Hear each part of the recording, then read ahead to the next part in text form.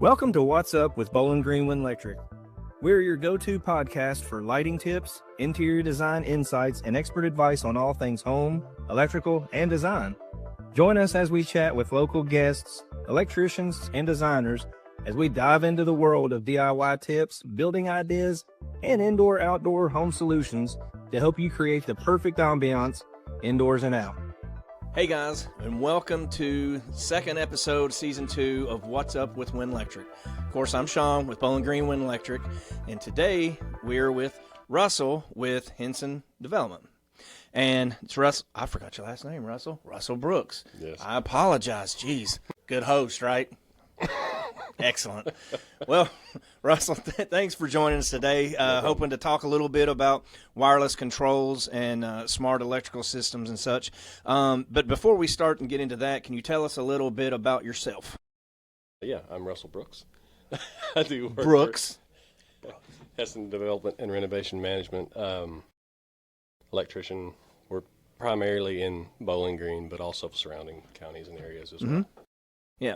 So, we like to say that, we're targeting South Central Kentucky. So that makes it, marketing team got me in on that. And instead of trying to say how many counties you're with, it makes it a little easier for me.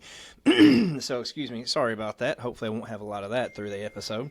But one of the things that I feel like when you're talking about smart controls with a customer, end user, homeowner, so to speak, is that those terms can kind of get a little overwhelming to people. Right. Yeah. So what is a way that you would approach with a homeowner how to kind of break that down into simpler terms? Typically to start with what are you trying to achieve with them? Right. So, like, for instance, I have smart controls in my home, and my primary thing is convenience. Right. So whether it be excuse me, but whether you're laying in bed and you fell asleep and you forgot to turn the lights off, you don't want to get up, get on your phone, have your phone turn the lights off. Or if you have a smart voice assistant like a Alexa or Google or Apple, right, say, hey, turn the lights off, and you can stay in bed. Yeah. Or something as simple as in Christmas time, want your Christmas lights outside to come on and off at a certain time. Outdoor smart plugs, great for that. You can set them on schedules, timers, stuff like that. So if you're like me, it'd be convenience. Some people are going to go at it more from the safety aspect. So if you go what I would call kind of full-blown smart home, where you have a smart panel, that can even go in as far as detecting, hey, my HVAC is pulling far more energy than usual. Something's going wrong, and you can hopefully detect, not on your own, you would still have to call a professional, but, call an HVAC person in that situation. Why is this thing pulling that much? And maybe you can get it fixed before your compressor goes out, before you lose your air. Exactly. That's what I was going to point out. It'd be so nice to know ahead of time, especially right now, in and out of these warm and cold temperatures, that, you're not waiting until you're in the single degree temperature range to have that failure. You can maybe address that beforehand. That's a really good point. That's something I need to kind of keep in my little memory banks there about with smart controls. So one of the things you kind of touched on made me think about being able to take a room where you have multiple different types of fixtures and lighting outputs. When you put smart controls to that, then you could actually set up different scenes. Is that something you've done before for a customer? Yes. Or yourself? And I have that at home as well. So we have, and you can name them whatever you'd like. So we have movie night. Yeah. So in my case, I have the Amazon equipment, but I can say Alexa movie night, and then all the lights dim to whatever we have them set at. And I'm smart home crazy, so I have smart blinds and all this stuff. But it's, again, convenience. Right. But it's also, like, I have a 3-year-old son, and he can't reach all these things. So if he wants to go in his bedroom and it's dark, he can say, Alexa, turn the lights on. And through our smart switches, he can turn his lights on in his bedroom. Yeah, right. So there's a lot of convenience. Yeah. Honestly, yet again, I've been doing this for almost 20 years now, and I've literally never thought about it's nice for your kids to do that. Because quite frankly, I don't have any smart controls in my home.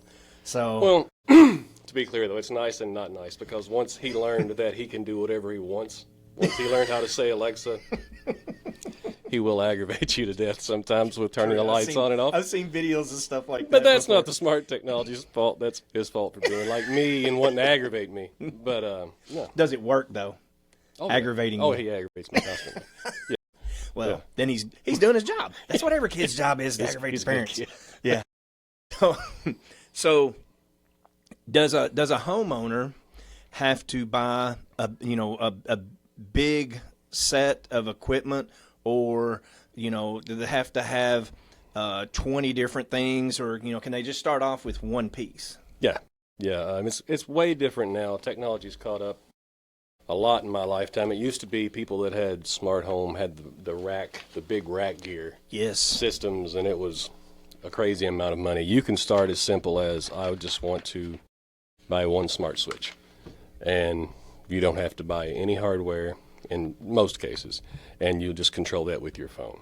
And even like with some of the Leviton products, you don't even have to, you have to set it up with your phone, but you can also buy smart switches that have the scenes we talked about stored on there. So instead of, because some people aren't comfortable and don't like being recorded all the time, basically, as far as the voice assistants go.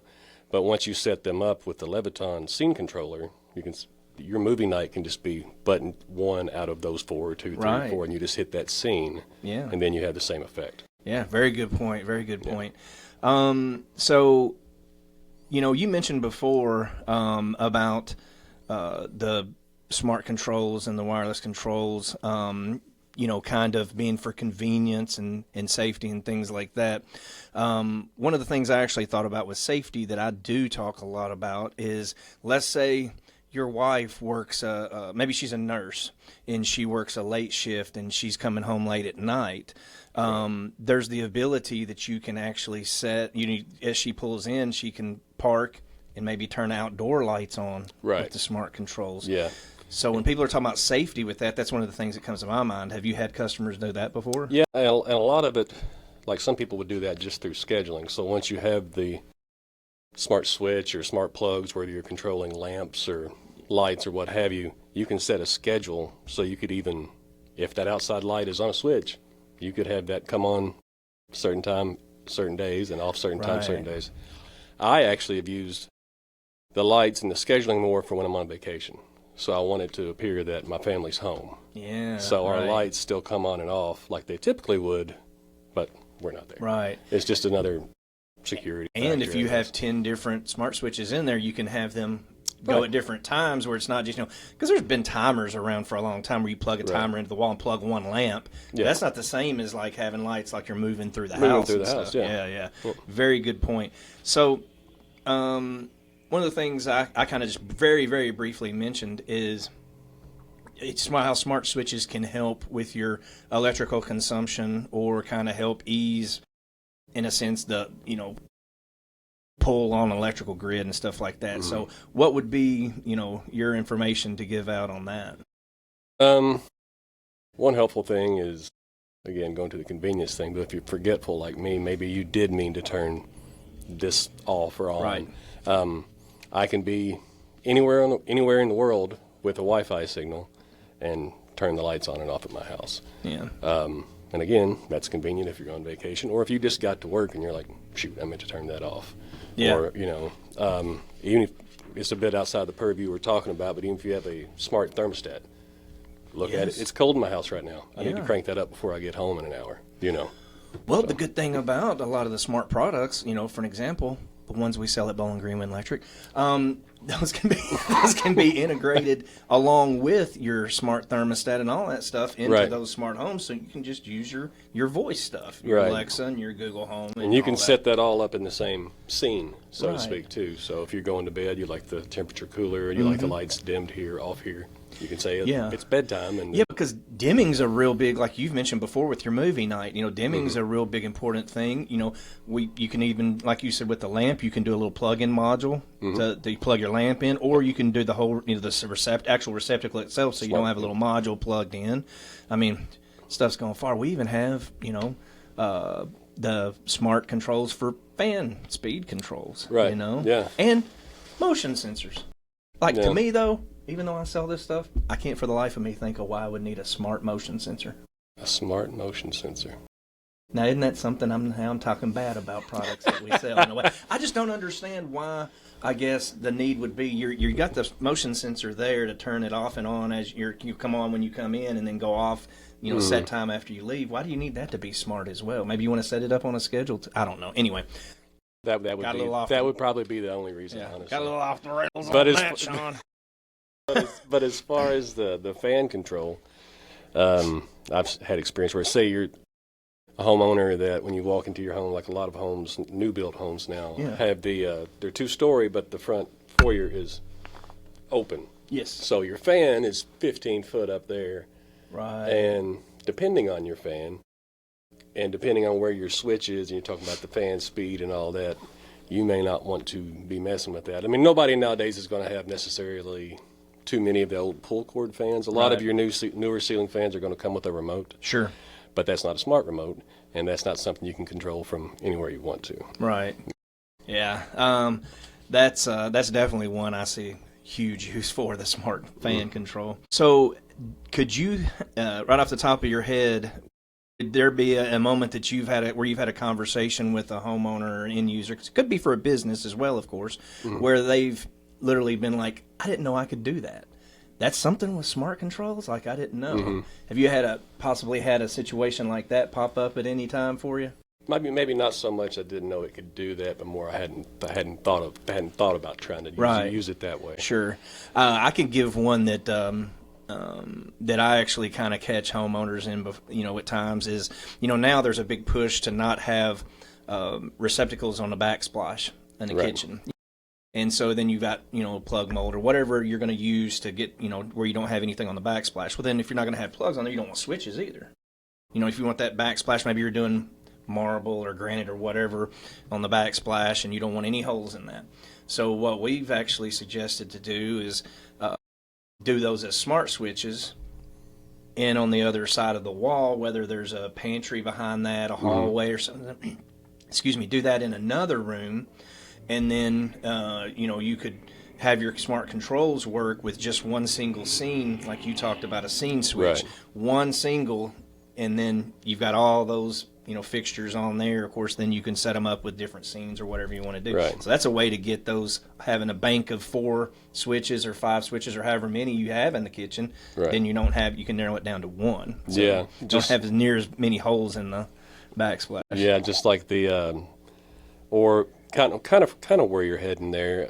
If you have a switch that you wish you had 3-way, so that you could turn on and off from 2 locations.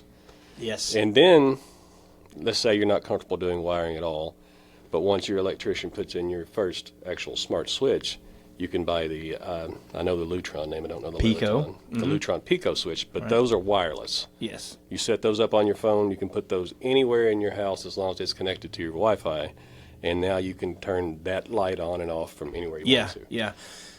So believe it or not, I don't remember if I told you this or not when we spoke the other day, but I actually have Pico 3-way devices in my basement. I wired my entire house, but when we wired the house, we didn't do anything in the basement, so the basement was just completely open. So as we're finishing out the basement along the way, at some point I'm like, man, I need to add a switch over there. And I was like, I don't really feel like pulling wire, right now. So I did the 3-way. That was like 15 years ago, and I still have got that same Pico 3-way. But it's amazing. Yeah. And then if I decide I want, my wife and I want to go watch a movie in the basement, we're going to lay on the couch, I can just slide that Pico off the wall, because I didn't put it in a box. I just put it on the little thing on the wall. I just slide it over, carry it over, and use it like a handheld remote. Yeah, I think we've got, I don't know how many, but quite a few of those Pico remotes, because I don't know if it's still this way, but they all came with a Pico remote. Mm-hmm. And you don't need however many remotes. So, but we've put them in random places, but it's just convenience, again, because you don't need the wires.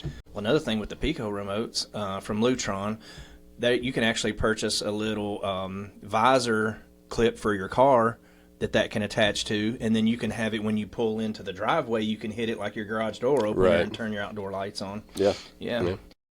So moving along here to, my handy dandy notes that Studio 22 put together for me, because they do such a great job. Have you experienced many issues with reliability, with maybe a signal not working well, or anything like that? Oh, not typically, as long as you stay with the more familiar, well-known brands. Yes. You can get on Amazon and save 80% sometimes, but it's not going to work 80% of the time in my experience. Just a lot of, especially with the smart lights and stuff like that, you're going to have a lot of drop signal, and they're going to not pair. They're going to pair, and then you're going to lose it, and you're going to have to repair them every week. And but typically, if you can buy it at a big box store for the most part, it's going to not have any issues. Yeah, that's pretty much the way we've experienced as well in the store. We have a lot of people that come in and they'll say, I'm tired of these, kind of junky smart controls, and I want something that's actually going to work. So it's nice to be able to give that to customers. You'd mentioned the three-way application, which I thought was really good. One of the things that I didn't point on and I kind of wish I had is when you were talking about, your son being able to say Alexa on, sometimes there may be a situation where you maybe don't want to switch where your kid can turn on and off on you all the time. Yeah. And so I guess that's an option where you could blank that off if you wanted to and do a smart control. Just put it in a cabinet or something. Yeah, of course. Yeah. Which, it's crazy kind of what you can do with all these smart controls. If a homeowner is thinking about possibly doing some smart control in their home, maybe they're thinking about changing over their whole house to smart controls. Is there any points that you maybe could, any good advice you could point out to them that would just be like give them a way to kind of get their feet on the ground, start running to kind of get them where they need to go? I would probably first recommend just going to someone's house that does have smart controls. That's a very good idea. Yeah. Because once you see it in someone you actually know's home, then you can correlate that to your home. Then you can be like, oh, if we had that at my house, I would put it here, here, and here. Right. Yeah. Well, yeah, and kind of to feed off that, I would actually say, really, I would consult an electrician like yourself, because you guys are doing this all the time, and the fact that you've had the experience with some of those Amazon brands versus some of the, the wholesale house brands. Again, we sell Leviton and Lutron, which you've had experience with both of those and know, the kind of the quality and all the different options that they have there. Right. And, and then you also have in so many different homes and business, you could give a lot of different insight into, hey, well, I'd like to do this, and then you might actually say, well, point them in a little bit different direction because you see something that maybe they're just not thinking of right there. Right. Yeah. So I think that's always consult licensed electrician for any home electrical repair or business. Right.